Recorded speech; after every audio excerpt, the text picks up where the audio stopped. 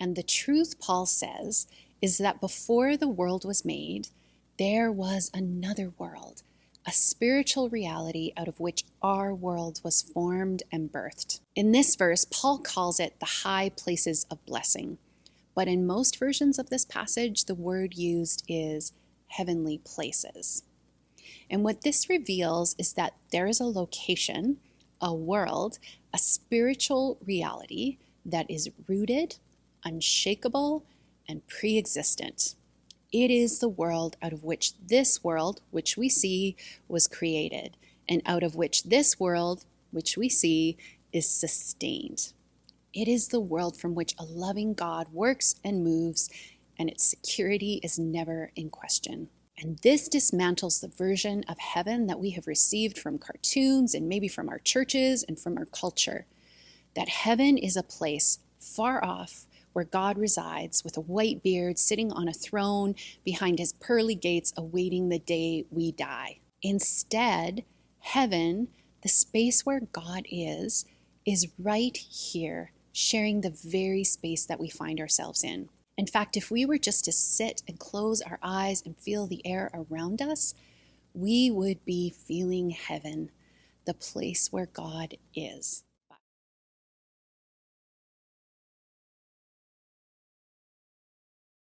But Paul says here that there is a choosing that happened before the foundation of the world. It was a chosenness that we were born into.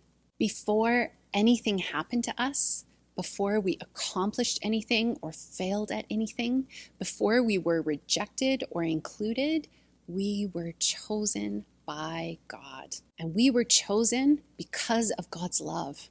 It was wholly on God's initiative and because of God's grace. Our chosenness in God has nothing to do with our merit.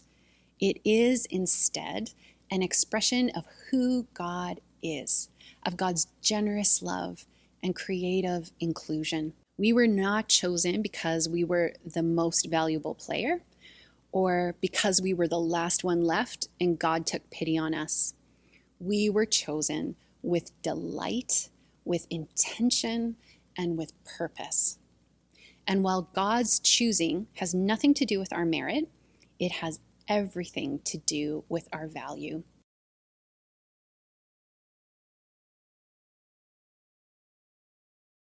What Ephesians makes clear is that chosenness is all about being on mission with God to bring reconciliation to the whole world in Christ. This is not a stagnant chosenness. It is not a chosenness we claim and then possess.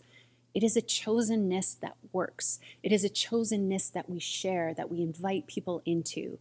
It is meant to include and forgive and cooperate in healing and ultimately participate in the summing up of all that God is doing in Jesus.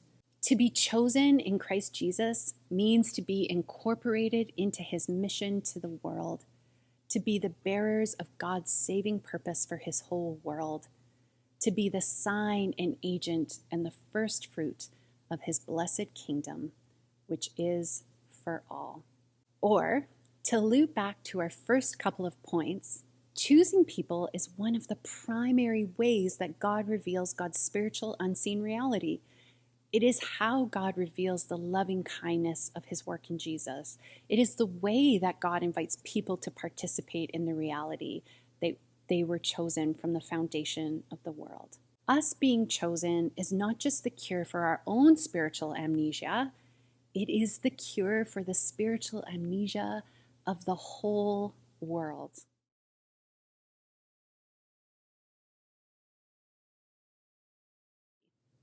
And I feel this when I read these first verses of Ephesians 1. And then, and then, and then, can you even believe it?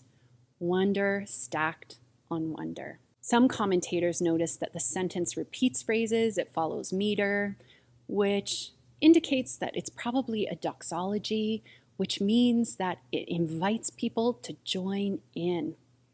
These verses make us want to tap our toes and sing the words. These words are worship. My head swam with all of the amazing things that these verses tell us about God and about us and about our calling in the world. And I struggled to parse it out and share it clearly, and that's okay. Because understanding all the ins and outs of these verses, creating a systematic theology out of them, kind of drains them of their magic, because they should lead us to worship. Worship is a way that we tell the truth about God and about ourselves. It is a practice that forms and renews us, that reminds us that what is right before us is not the whole story. There is a story that started before the foundations of the world, and it includes us. Worship is a way that we use our bodies to tell a story that is better than our words can contain.